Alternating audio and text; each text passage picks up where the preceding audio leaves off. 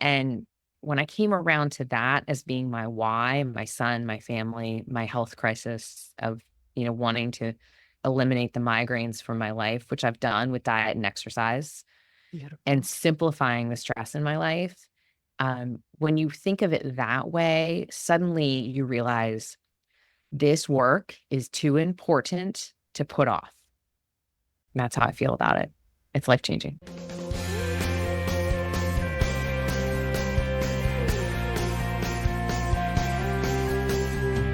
Welcome back to the Sunshine Cafe, where we pour positive back into your day, sharing stories from real people who have made it through some real struggles, but were able to restore their health, hope, and peace. I'm Lisa Roers, your host, and as a certified coach, I'm here to guide you to be your best self-advocate, to help you restore your health, ignite your faith, and conquer those fears while you navigate your own healing journey so you can eventually exchange your dis-ease for durability. If you're looking for hope and encouragement to live a life you love, then you're in the right place. Let's dive in. Hello, friends, and welcome back to the Sunshine Cafe. You know, the magic happens in the margins, but does your home and your schedule and your family calendar have margin? While the pursuit of happiness often includes the acquisition of stuff, there does come a point where that stuff starts to own you. And that's when it's time to remove and reduce your stash. This is true of both the things we own as well as the things in our calendar.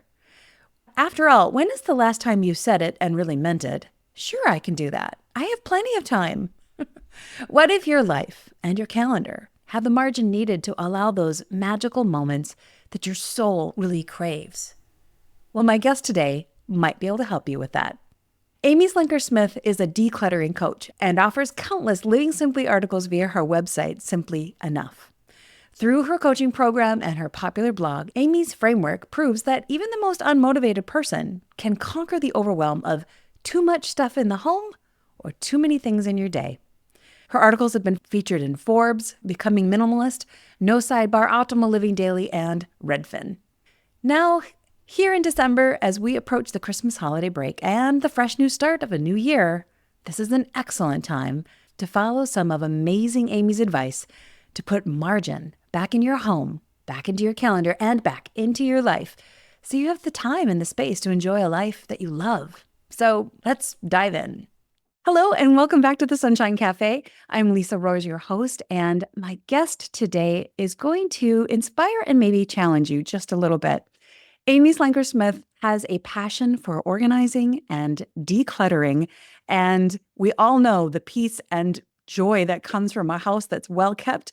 I'm just super excited for you guys to meet her and hear some of her wonderful tips and ideas, especially in this crazy season. So I want to introduce you to and welcome you to the show, amazing Amy Slenker Smith. Welcome. I love that. Thank you. I'm very excited to be here. I love talking about this. So like podcasts are just the most fun for me. So thank you for inviting me into your world and to your audience to hear what we're going to talk about today. So thank you. Absolutely. It's wonderful to have you. And you and I have such kindred spirits on the whole front of organizing, because the Mhm. less I have, the more peace I have. And the more I Yes. have, the more it has me. I just Mm. have found that over the years. And it did take me a while to get to that point. Let's talk about, just as a way maybe of introduction, let's talk about how you got into this whole business of decluttering. Yeah, it's I will try and keep it to the Cliff Notes version, for your audience. I've always wanted to be a professional organizer, just sort of the kind of person that I was, maybe from the way I was brought up. I would help my friends clean their room. When I was a kid, I would help them do dishes and do their chores, and my room was always pretty neat. So when I graduated from college, I was going down a very corporate route, but it was just like, I was organizing our little apartment and just really enjoyed doing that and enjoyed helping other people to do it. But fast forward to when my husband and I, we thought we had outgrown this two-bedroom apartment and we bought our what we thought was our starter home. Spoiler alert, we're still in the starter home. Because what happens, I think, is like everyone accumulates and fills the space that they have. We, by human nature, will fill the space that we have. And we did just that. And then we moved, we tripled the amount of square footage that we had. And I just spread my clutter out all over the house. And now it was organized again. And so all the while thinking, someday I could help people do this. Like someday I could be a professional organizer, and still having this mindset of, oh, I'll just bin it up into neat little boxes. And, Pottery Barn sells really great stuff that I can make it look pretty. And this is what I thought being a professional organizer was for so many years. And then I had my son, and he was 3 years in the making. And so what I started to realize was how all this stuff was getting in the way of the time that I spent with this beautiful little boy, the time that I had with this beautiful little boy. And I can remember the moment. It's my target moment, my target epiphany moment. I can tell you which Target. I can tell you just about the spot I was sitting in the Target parking lot. And I was getting out of the car and it's pouring down rain. I'd done the daycare dash. Like life was crazy and busy, and I needed to run errands, right? Because that's what we do. And I start to get this beautiful little boy out of the car in the rain. And I thought, what the heck am I doing? Like, why, after you've been at work for a long day and you maybe have an hour with him at home before it's dinner and bath and bed and do it all over again tomorrow, what is it in that store that's going to add to your life? And I'm asking myself these questions, like in this moment. I'm like, and I realized, like, there is nothing in that store that is going to add value to my life. And in fact, I'm going to bring these bags home. Now I have to put the bags away. Now I have to take care of more stuff. Now this precious little boy is maybe, laying on the floor by himself. And it just kind of hit me that something had to change. And it was then that I started reading like a lot of books about minimalism. I'm a living simply kind of girl. I'm a living simply expert. And I started to get this idea that maybe I didn't need to own all this stuff. And I started basically getting rid of anything that wasn't nailed down in my house. So the two people that were safe were my husband and my son, thankfully. They did not leave the house. And just, there was more to the journey than ultimately was a health crisis for me with severe migraines, because I was burning the candle at both ends. So I figured out the stuff, but then I realized, oh, well, maybe I just should fill my calendar and do all the things and volunteer for all the things and work all the hours. And then I realized, well, maybe you need some time for yourself. Maybe you need to prioritize your health. Maybe you need to prioritize exercise. Maybe you need to prioritize that so you can be the best you can be for your family. So the clutter kind of moved into my calendar, or the clutter was in my calendar, and that's what needed to be addressed. And what I really want people to understand is that, and when I coach my clients, this is what I say to them, I'm like, it's never just about the stuff. It's always about something else, whether it's a health crisis for you or a family member. Maybe you're taking care of an aging parent, or maybe it's you're launching kids into the world and you're trying to, help them to do that. And it's about your time and your calendar and your health. It's about all the other things way more than it's actually about the stuff. But I am 100% convinced and convicted on it starts with the stuff, and all the other stuff gets everything else gets a whole lot easier. There's so much more clarity, and your priorities of what your values are. I mean, so many people will tell me, well, my family means the most to me. My faith means the most to me, my friends. And there's a saying by the minimalists, I can't take credit for it. They'll say, show me your calendar and I'll show you your priorities. Mm, And wow. and I think and I think that's true. Is church on your calendar? Is, a date night with your husband on your calendar? Is, a night to invite friends over to your home on your calendar? Like, what's there? Because what's there is really what your priority is. And guilty as charged, no judgment whatsoever. But I wanted to make a change. And when I had this realization about the stuff in the calendar and my health,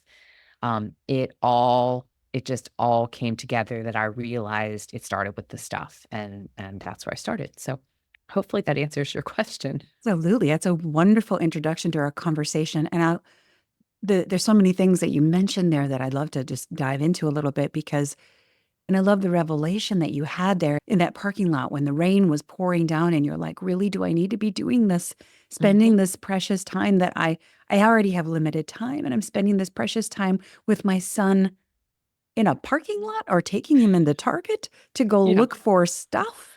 I love Oh, that yeah. revelation. That's a great. Yeah. Let's back up a little bit because I know you Mhm. mentioned your son is a miracle boy, Yeah.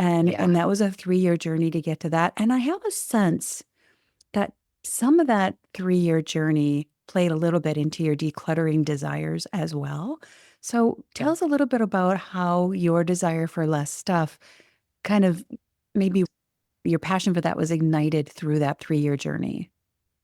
Yeah, it's interesting, when we were trying to get pregnant and I remember so many people who didn't have the struggle that we did.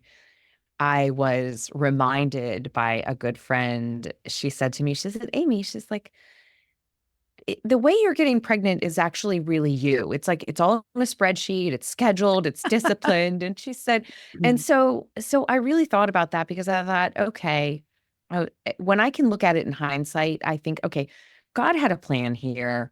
He knew I could do this. He knew I could do it this way. For others, that would have been a very hard journey. Not to say it was an easy journey for us, but I think it really put a lot into perspective when he was born. Mm-hmm. And and I'm so glad it did because ultimately he's our one and only. We could not have any more children. And if I had missed those early years, and sometimes you think, well, I'll get another shot at it with a second or a third. And I never had that. And so I think somewhere in me that was maybe like bubbling up that I might not get another shot at this. Like maybe that was the nudge that God was saying, "Hey, don't count on that. Like Mm. I know we got the first one, but maybe not." And some of the books that I was reading during that time when I was like, okay, how do I simplify my life? There was a woman who I read her book, and she is minimalist to a T. Her name is Francine J. And I loved her book, and I feel like if you do half of what she does, like you are well on your way. And I maybe didn't do everything, but I also read the book Seven by Jen Hatmaker, and it was a mutiny against excess. And what I took from, because she's a Christian author, what I was able to take from that book was, I think, really the message that I needed to hear most, which was less stuff, more God. Mm. Mm. Less stuff, better health, less stuff, less stress. Like all of those things are true, but the less stuff, more God is really, I think, what made it kind of hit home for me. So I have 5 values. I talked to you about it, or we talked a little bit about it, just at the beginning. But my 5 values are faith, family, friends, health, and generosity, and kind of in that order. Um, but what I realized is that by reducing this stuff, by being more intentional about what I purchased, by being more intentional about how I ordered my life, that I could be generous with my time, Mm. that I could be generous with all the resources I had, that by putting my faith first, like putting everything kind of through your faith, family, friends, health, generosity, putting your calendar through that filter, just really reshaped the way not only I look at the things I bring into my home, but how I spend my time and my money. So I'm not sure if that's like maybe quite the answer to your question, but it's No. just what sort of came up for me, Yeah. that I know I experienced as a result of that 3 years of perspective of bringing Zach into the world. So Absolutely. I think that perspective is so valuable in so many different ways, Amy. Just understanding like I may not get another chance to raise a child. And so really you have to value what opportunity you have. We also have one child. I get that. I get that journey where you only have one chance and you only have one opportunity to really appreciate it. And it's, mhm. I think similar, you mentioned caring for aging parents. When you know that you have a limited amount of time, the Yeah. time that you spend with those aging parents becomes different because Yeah. you only have a limited number of days. And, there's the cliche, live each day like it's your last. Well, not quite like that, because I probably wouldn't do some of the things if it was really my last day. But Yeah. I Yeah. really wouldn't pay the bills if it was my last day, for example. But that's not a good way to live my life. So the perspective is really huge. How has then removing stuff, aside from just time, strengthened your faith and your relationship with God? Wow, that's a big question. I think it I think time and money are probably the two. I think I can't overstate the time because I started simplifying what we said yes to, and I Mm, started getting more brutal about what I said no to. So there's a lot of sayings, a lot of productivity coaches around everything you say yes to is a no to something else. And I think what it did is it caused me to really protect our calendar and mm, protect our schedule and take a step back. So when my son was young, all kids, like they 5, 6, they start to come to you with, I want to do this activity. I want to do this thing and this thing and this. And then we had this fun term in our family called free off. It's mm. like a combination of free time and time off. And my son coined this phrase. He would say, "Are we free off today?" And that meant there was nothing on the calendar, no schedule, Mm, complete spontaneity is available. Sit around in your PJs all day if you want to. But I tell you that term because he came to me with like this laundry list of things he wanted to do and all these activities. And so I said to him, I was like, okay, buddy, that's great. But how many nights off per week do you want? So we always started with how many free off opportunities would you like to have? And he would say two, typically he would say 2 or 3 mm. per week. Nice. And I thought that was pretty mature for, basically a first grader, Hmm. just to acknowledge that I don't want to be so overscheduled. And what we also did, and I coach people on this, and I see, many of us fall into the trap of we have all these opportunities, we want to give them to our kids, and then we have all these opportunities for ourselves at work or socially. And so what I always said to my husband and my son is like, hey, we all get a vote here. We're all a part of this family. And my husband had things that were a priority to him. He likes to play tennis, he likes to play pickleball, he likes to golf. I like to go to book club. We like to, join our friends for a happy hour down the street at a local place that we go to. And while all that sounds like that could be really spontaneous, you could do that whenever. But the reality is, if your calendar's so full, it'll never happen. Very good point. And it's creating the margin in our calendar, just like we create the margin in our home. And that is one Mm, of my major tenets. That's how you stay organized. mm, It's the blank space, it's the empty space, it's the margin, it's the buffer. That's what creates an organized, clutter-free home.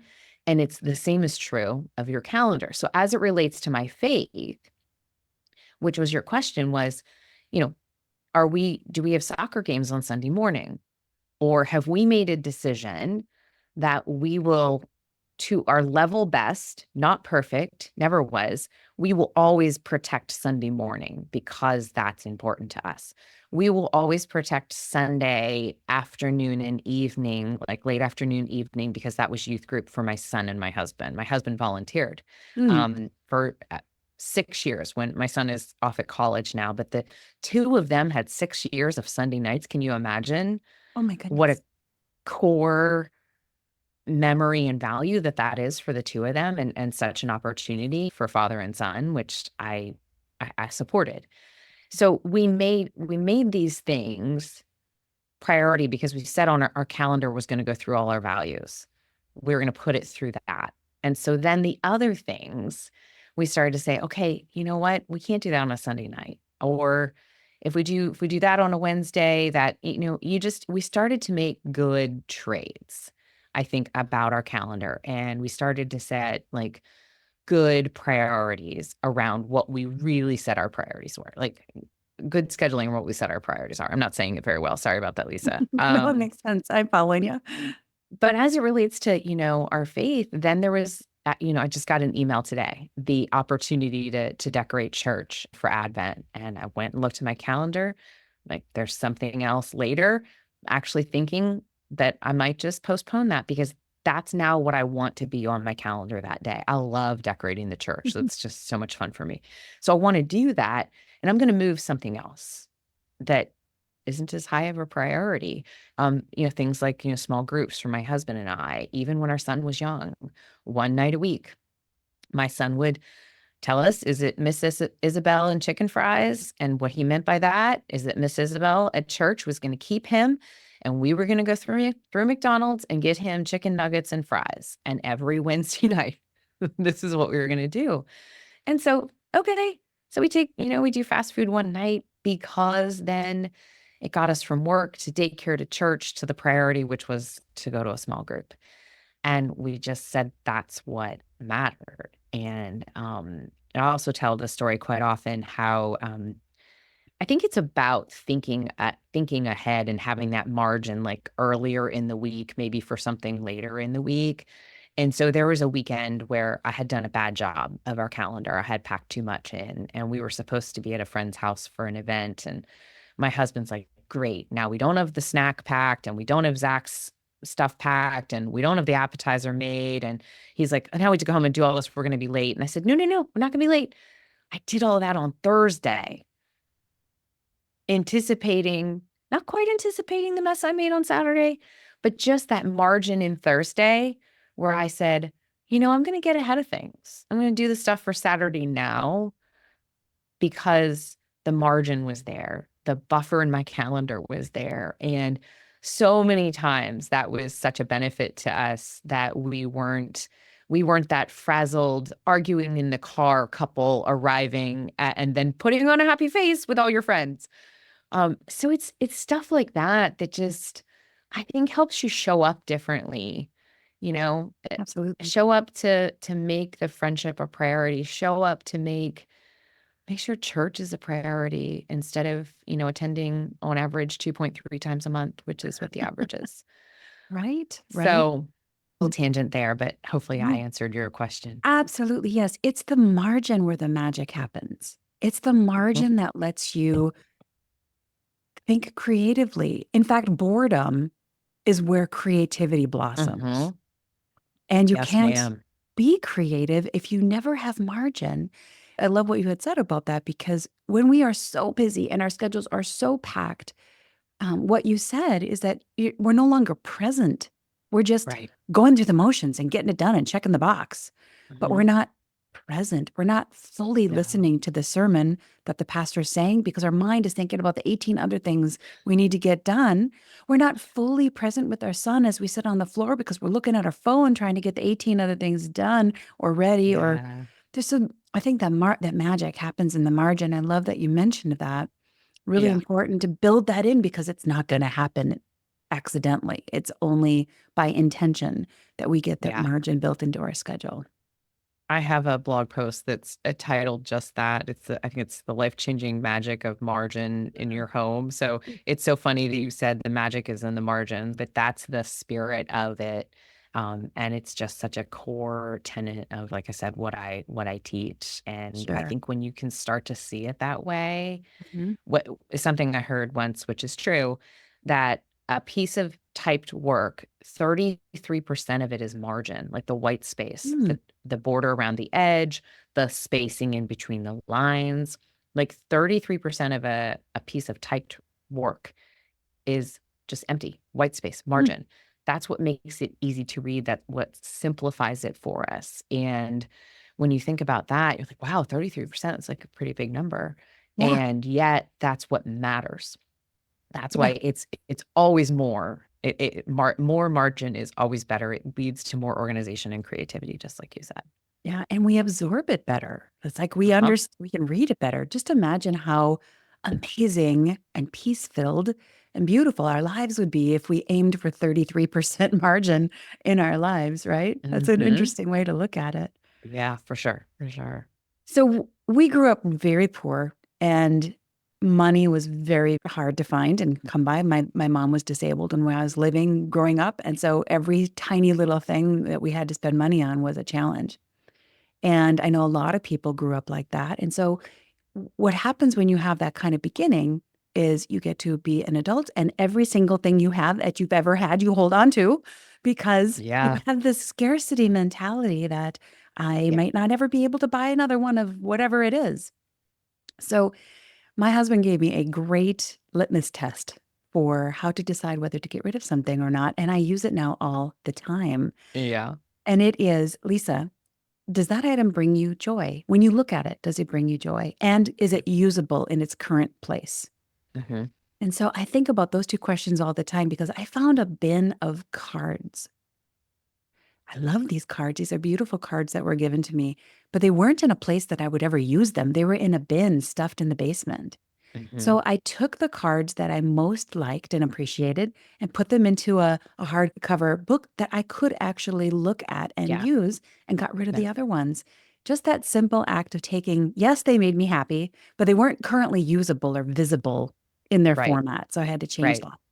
So all of that leads up to a question for you in that when somebody is, whoever might be listening out there, who really has too much stuff, but all Hmm. the stuff around them that kind of makes them happy or that they Yeah. like it, it's somehow a secure, joyful thing for them. Where would you suggest that they start? How does someone get started when they've got too much stuff, they know it, and they just don't know where to begin? Yeah. So the first thing I would say is that don't start with sentimental stuff, which Mm, is exactly what you just described. And I mhm, love what your husband said about, like, does it bring you joy and is it functional? It is a both. I think it's a both and. It has mhm, to be a both and because, of course, if you open that box in the storage closet and you look at it, you'll say, yes, these things are joyful. And you'll close the box and stick it back in the closet. And one box of things like that is fine, but most people have 12, 13, 14, 15, and then some number of boxes like that. And so I have a lot of thoughts on this question, but let me back up to what my three pieces of advice typically are, which is start small, start with your own stuff, and start in spaces you use daily. So starting small is going to give you some momentum. So starting small might be as simple as your purse or your work bag or the diaper bag if you've got little kids, the car. I like the clothing closet as a place to start because it's your own stuff, mm, but it might not be small to someone. So a section of your closet, a category of the closet, the short sleeve shirts, the long sleeve shirts, the pants, the shorts, and so on and so forth. Do the accessories last because you'll figure out what colors you really like and what colors you don't. I love purple. I do not like pink. You will not mhm, find pink in my wardrobe. I can figure out favorite colors pretty quickly with most people. So start small, start with your own stuff. Start with your own stuff is important because it's very easy to see everyone else's clutter in your home. You can see your husband's hat collection. You can see your kids' toy collection. You can see everything else that everyone has and be laser focused on if there was less of that, the house would feel better. But I would challenge you, as you said we would challenge them, I would challenge you to look at only your own stuff because there's two reasons. One, I know you've got some. We all have it. I have been, on this journey for uh, almost 20 years. And I still have stuff to do. The passage of time helps me. I'm mostly down to the sentimental stuff. And I need to take a couple passes at some of those memorabilia boxes every couple of months. And it gets easier. It gets easier because I've built up a letting go muscle. mm, And in terms of my family, I set the example. I don't ask them to do what I haven't already done myself. mm. To this day, I live with two boys, as you're aware, and I have the smallest wardrobe of the three of us. Wow. So, yeah. So when women tell me, no buts. Yeah, but you can do it. And their wardrobes are larger than mine. And the other argument I hear all the time is less clothing, more laundry. And it's actually less clothing, less laundry, just so you know, makes laundry easier. But more than that, it brings everyone else along. They see the example. They not only see that you're willing to do the work of decluttering the home to make it simpler, they see how it makes you. So, women so often are the CEO of stuff in their home, right? And they start to see a difference in mom, in wife, in daughter, who, whatever role you play, they start to see the difference in you. And it's because you're less stressed. It's because you have less to do. It's because you have more time. It's because now you can focus on your health. For years, I did not cook. My husband is a great cook, still much better than me, but it wasn't something I enjoyed. And I think honestly, it's because I never made time for it. I never made time to learn. And I, at one point, thought, you know what? I want to be known as cooking healthy meals for my family. I am trying to prioritize my health. I'm trying to prioritize the health of my family. And I wanted to take on this different identity. And when I started to make that my identity and that a priority, I learned how to cook. I learned how to substitute things. I did all that on my own, but it was really about bringing the volume down of everything else in my home, including all the kitchen gadgets that no one needs, and no one needs to be a good cook. Like, just get them out, go back to basics. And that's what made all the difference. My family has come along. Like, they know that there's a spot in our spare bedroom. And if they drop clothing on the floor in that specific spot, I will know that that is the donation spot. That's a shirt that my son's outgrown, a shirt that he doesn't like anymore, and it is okay. No judgment. That's just the spot, and mom will take care of it and make sure it gets into the hands of a donation center where people who need it can be blessed by it. Um, and then the last thing was the start and spaces you use daily. Daily, like the junk drawer, the car, the purse, you gain some momentum and you have this peace about you. Like, imagine just decluttering like the coffee mug cabinet and opening that every day, the toiletry drawer, the medicine cabinet, like something that you can visually see, and it's contagious. So any progress is progress, and it's just about gaining that look momentum and having the motivation because you see a space and you're like, all right, I can do this. And those spaces tend to take a whole lot less time, and then you start to put all them together, and it gets the ball rolling. So hopefully that helps. Oh my goodness, such great suggestions, Amy. I so much wisdom there. And there's something about, like you mentioned, the coffee cup cupboard. There's something about if a cupboard can maintain its cleanliness, then you know that you've decluttered enough. You Yes. know, I Yes. used to think, well, I could still stack two or three coffee cups on top of those other ones in the back, but I never, when I stopped and really looked at it, there was only a couple, three or four that I used on a regular basis. So I got rid of the other ones. And now, Yeah. like you said, I can open up the cupboard and right there, it makes dishes easier to put away, makes dishes Hmm. easier to find. And finding things, is that not another wonderful reason to declutter? Because Oh, yeah. you know exactly where the thing is, you know where to find it, you can get it, you can tell somebody where it is. It just Hmm. really is a wonderful gift. And Yeah. as you were talking, I love that you said about how you went through that process of, I want to change my identity. I want to be known as Hmm. someone who cooks. I want to be known as Hmm. someone who keeps it doesn't have to be perfect. We're not aiming for perfection, but No. Uh-uh. a home that's less cluttered and less crazy. Yeah. Here's what I'm curious about. Have you noticed with the people you've coached through your time and your years and even your own experiences, what kind of emotional impact, kind of the intangible impact is there on your family when there's crazy and clutter versus Hmm. calm and quiet? Oh, yeah.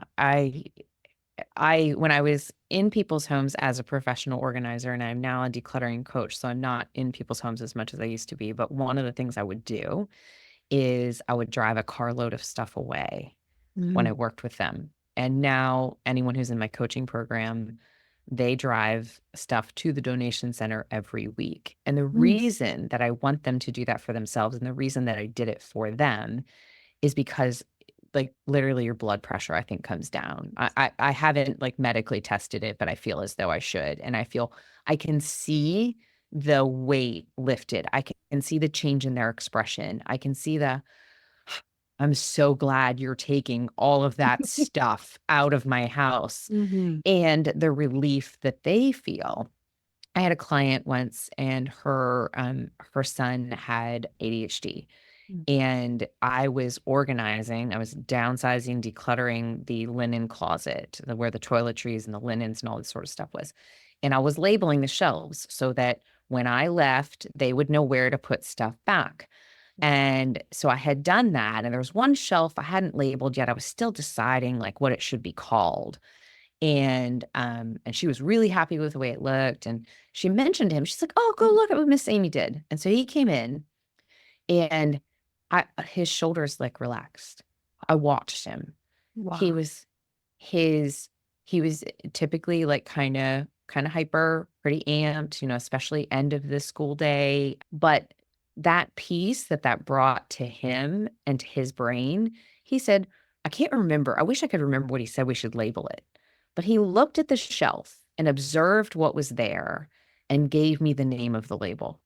He Oh. said, we should call this this. It was like a combination of a couple of things. Hmm. And I feel like there was sunscreen and something else there. But the name, he could see it because it Mm. was so calming, and it completely changed his demeanor like I had never seen it before. Yeah. And so I don't know if that exactly answers your question, but that is, I think, the emotional connection. We do have an emotional connection to our stuff. I think that's the thing that I have absolutely learned. That's why it's about way more than the stuff. Absolutely. But more than that, empty spaces in your home give your eyes a place to rest.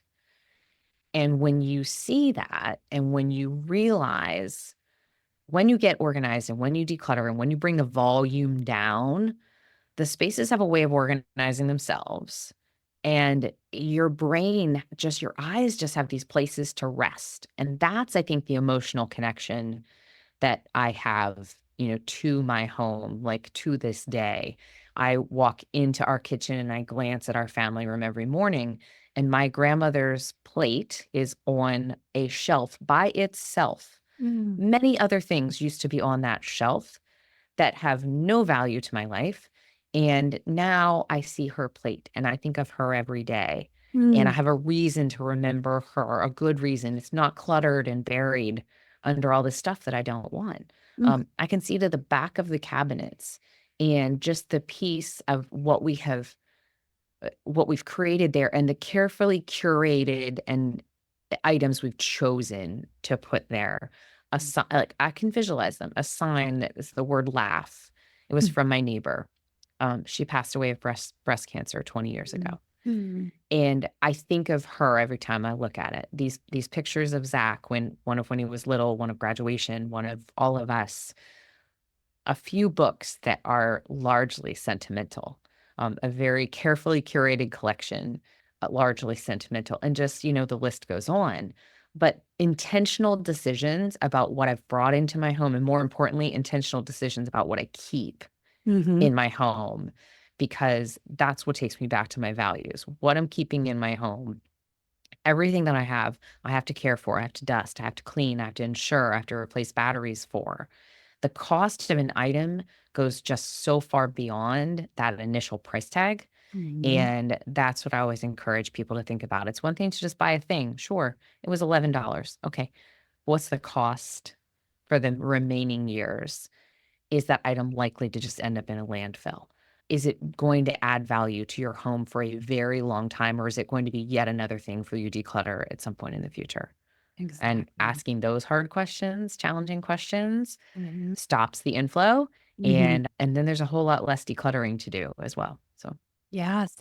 Well, I think just imagining a space where everything you look at brings you joy and has mhm. a story behind it, or a happy memory that you want to continue reliving, Yeah. that that is a huge success, to have a space that's like that.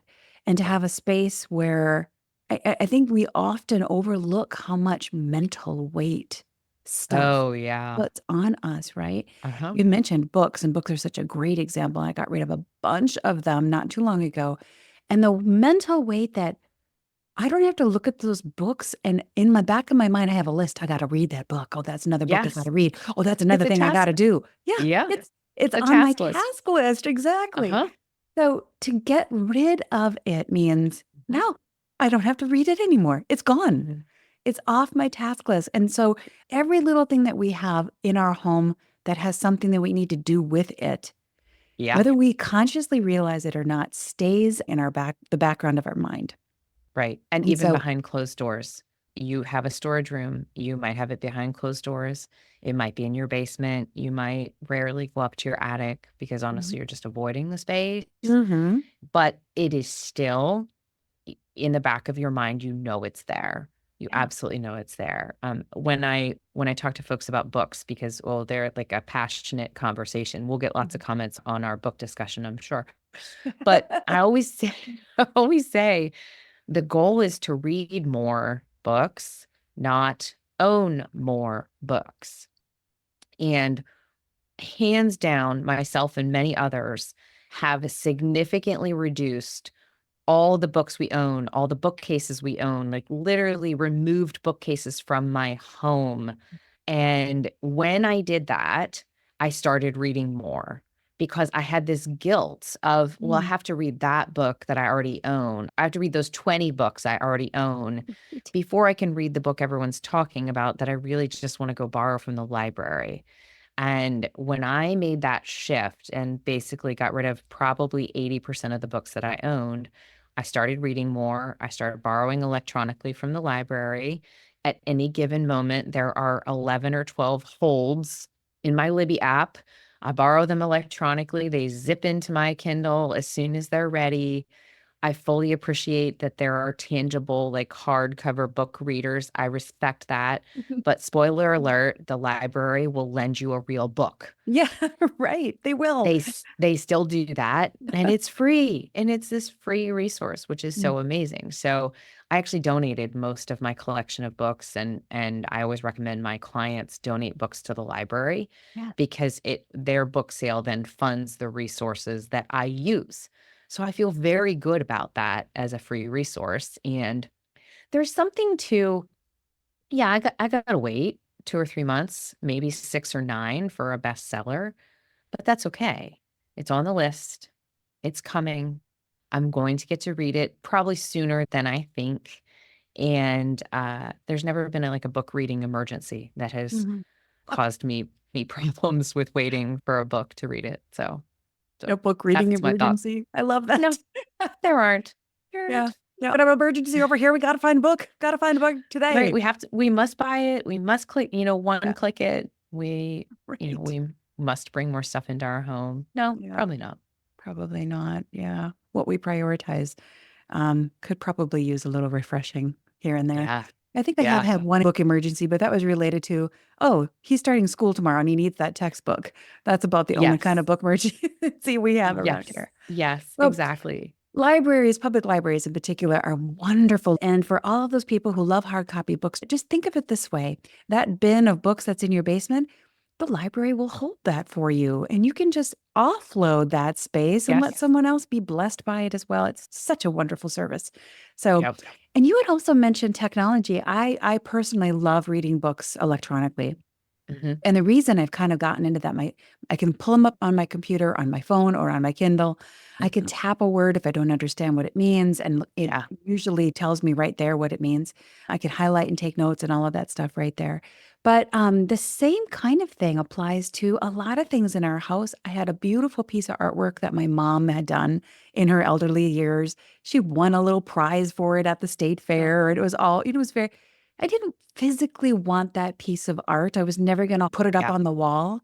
So I took a very nice picture of it, Good job. and now I have it. I have it captured, but it's not taking up space.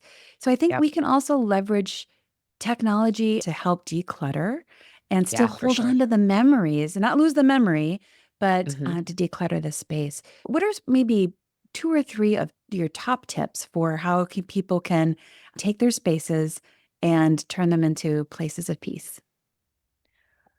Um, I would say that if you have a space that feels heavy, that feels cluttered, like let's just take a bookcase, for example. So I have this fantastic before and after, like old Amy and new Amy of these built-in bookcases. And when I visualize them, what I think about how I would advise me to deal with that is, and I always recommend this to my coaching clients. In fact, it's a process that they follow in my coaching program. So we have this 3-step system. It's remove, reduce, return. So 3 R's: remove, reduce, return. And when I say remove, I mean remove everything. So you can still break it down to small projects. So a clothing closet you could still do by category, but there is nothing like removing everything to see that space very differently, to see the items very differently. So taking a bookcase, for example, if you start shelf by shelf and you remove all the things, you remove the books and the picture frames and the vases and the tchotchkes and the decorative pieces and all of it, and you remove it and look at it in a different light. Mm-hmm. Okay, so we look at it in a new space. We can see it differently. Mm-hmm. Because when it's been in those bookcases, as mine were filled for many years before my Target epiphany, I stopped seeing them. They just lived there. Mm-hmm. No one questioned their existence. They'd taken up residence. They had a post office box. You could send them mail there. They lived there Yes. and they weren't moving. They had no plans to move. And we dusted around it all. But when you take it away and then you see this empty shelf, you're seeing that very differently, and you're seeing all the possessions very differently. And suddenly it becomes a lot easier. Some people will say, especially with books, they'll say, you've got to touch every one. Mm. And I don't, maybe that's a part of it. That I think that is a part of it. But that's how I tend to advise people. It's remove, reduce, return. So you one shelf at a time. You've got a donate box, you have a trash bag, and you have a keep pile. Mm. And we're sorting into those three piles. And then reducing is what is going to create the margin. It's what's going to create the organization. It's what's going to simplify those bookshelves so that dusting them doesn't feel like a 3-hour affair. Mm-hmm. Dusting them can be done in one swipe. Like, how nice is that? Very nice. Maintaining that, a place where you walk into your family room every night at the end of a busy day and you can sit down and watch a show with your husband or your family and not see out of the corner of your eye the heaviness and the Mm-hmm. project that Mm-hmm. those shelves represent. So for me, I think you'd imagine, like, my shelves were heavy but organized. And for many others, they're heavy and disorganized. Mm-hmm. They're cluttered. They are not defined. They are just sort of the dumping ground where things go when folks don't know how to make decisions, or, Mm-hmm. the land of deferred decisions. And so remove, reduce, return. Mm-hmm. You're returning the best of the best. You're returning the things that you love it enough to dust it. So I clearly do not like dusting. If you learned nothing else about me today, that's what you're going to learn. And so if I keep an item, I will ask that question, like, do I love this enough to dust it? Am I willing to give time to this possession? And so you'll know that if it's on my shelf, I love it enough to dust it. And that's how I think you make that kind of a difference. There has to be, though, a significant amount of reducing. The reducing is the key. And it can help, if it's a clothing closet, it can help set a goal, like a percentage goal. So I'm going to reduce my clothing by 50% or 25%. Mm. That's Or great. that bookshelf looks so heavy to me. Okay. So what percentage of stuff would you like to go away? What would make it feel better? And then shooting for an objective goal when you're reducing, it takes some of the emotion out of it because we have that Mm. emotional attachment to stuff. So So true. Oh my goodness, so true. Gosh, there's so many gold nuggets in this conversation. I just want to talk with you forever. There's a I couple appreciate. couple things you mentioned about that heavy weight. I like how you said that about this heavy Yeah. weight of these cluttered closets and spaces. And I always have a little bit of a fear in those cluttered spaces if I have them because there's a mystery there. There's a bill stuck there that I need to pay. There's a Yeah. something or other that's important that's, gotten misplaced. And so it gives me a certain level of stress if I have cupboards or closets or shelves that aren't quite right. So that was a Yeah. wonderful option. I love the remove, reduce, return. That was just a fantastic suggestion. And for anybody, I just wanted to bring up this example. For anyone who doesn't quite trust that that's going to be enough, I want you to imagine how you feel when you go to a B&B or you're on vacation somewhere in a different Oh, home. yeah. Why does it Uh-huh. feel so peaceful? Yeah. It feels so peaceful because there's nothing there you need to do.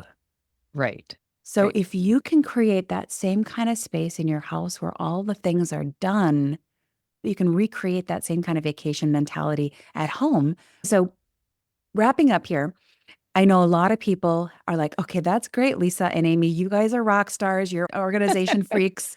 You can Yeah. do it all. You don't know my house. You don't know my bookshelves. You don't know. Yeah. It's going to take me the rest of my life to get this done. I always recommend time boxing. If you can't get to the whole closet, give yourself 30 minutes and find out how much you can do with that. And Yeah. little by little, you'll get to it. Do you have Yeah. any other tips that were big game changers? You just have to start somewhere. And you do have to build it into your calendar. And I built it into my calendar. All my Facebook memories that come back from those years are very entertaining. Um, and I just like progress is progress. And when you start to see this success, when you start to have a weekend like I had, where, we got to Saturday afternoon and I was like, we're ready. His bag is packed, the appetizer's made, the food's, we're ready. When you start to have those wins, you just want to do more of it. Mhm. Decluttering for me was contagious. And I might be a bit of an odd bird in that way, but it wasn't just the decluttering, it was what it changed in my life.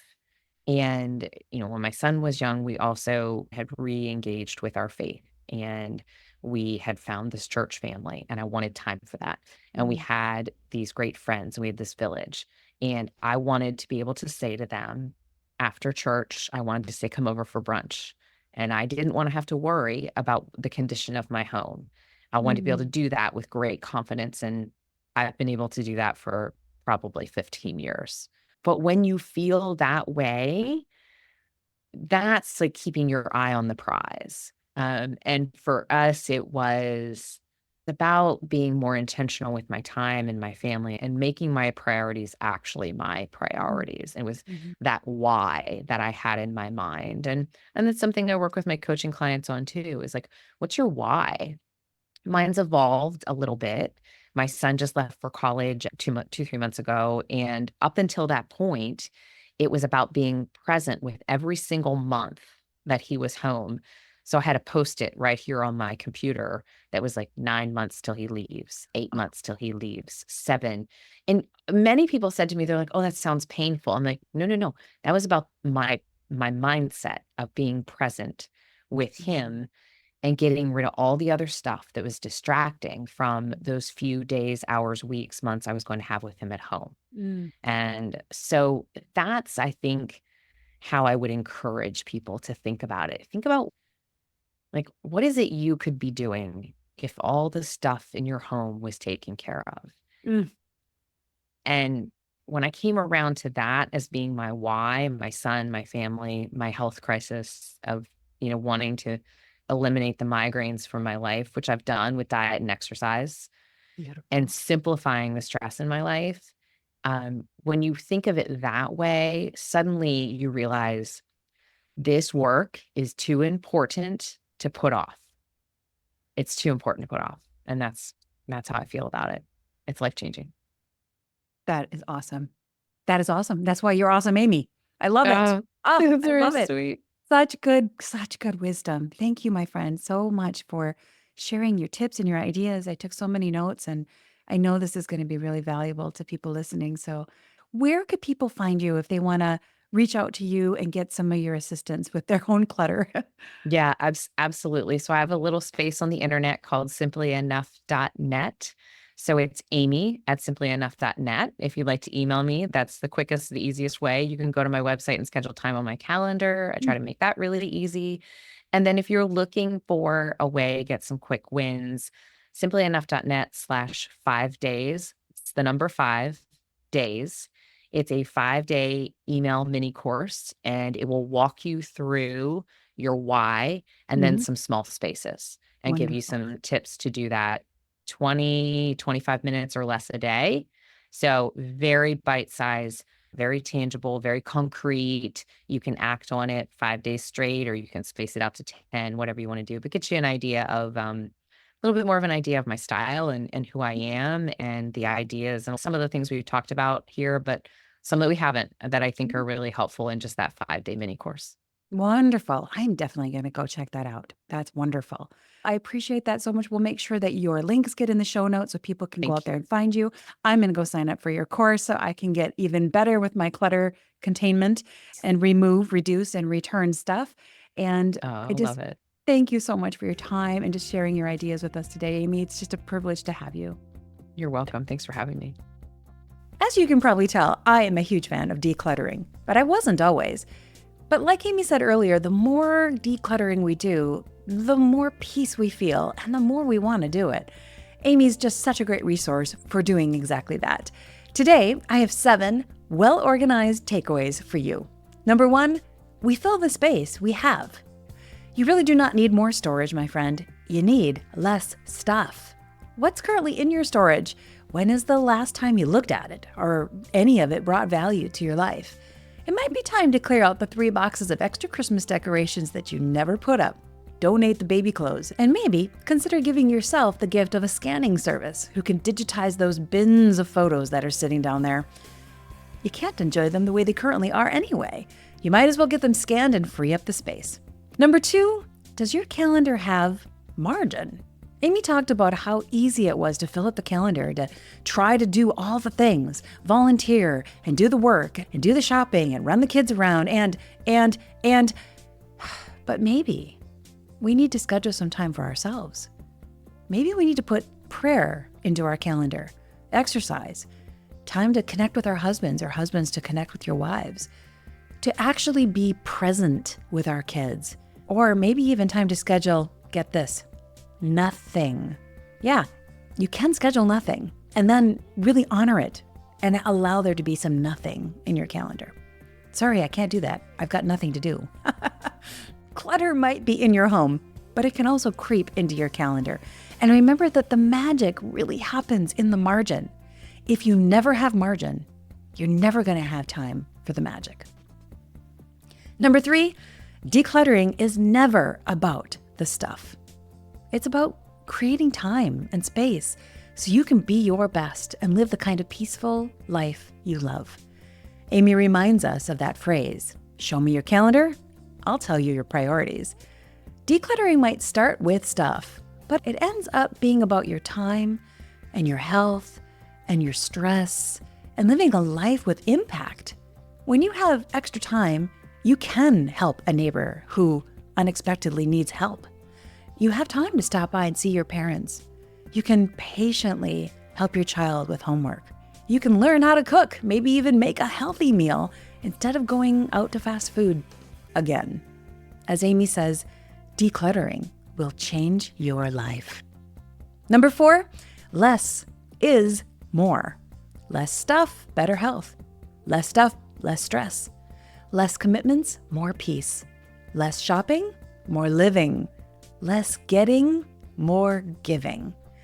Giving of your time, of your talents, and your compassion. Less stuff, more God. Less distraction, more time for your faith. Number 5, order your life with intention. Amy's 5 values are faith, family, friends, health, and generosity. By reducing how much physical stuff was in her home and creating space in her calendar, she could then choose what to bring into her home or what to put onto her calendar by considering that filter, the filter of faith, family, friends, health, and generosity. Having some kind of filter like this will allow you to be more intentional about the life you're living and the way you're spending your money and the gift of time. Remember that everything you say yes to is a no to something else. Protect your calendar and schedule open time so you have room for those things that really matter. Often, the things you don't know today are going to come up. Number 6, just start. It can be a little overwhelming when you've got a house that's full of clutter and you're not necessarily known to be the most organized person. But when you're ready to get started, just start. Start small. Start with your own stuff. Start with the spaces that you use every day. And then remember to remove all those items, choose some of the things you're going to reduce, and then ask yourself, does this item bring me joy? Is it useful in its current format? Do I like it enough to dust it? If the answer is yes, then put that thing back on the shelf and enjoy it.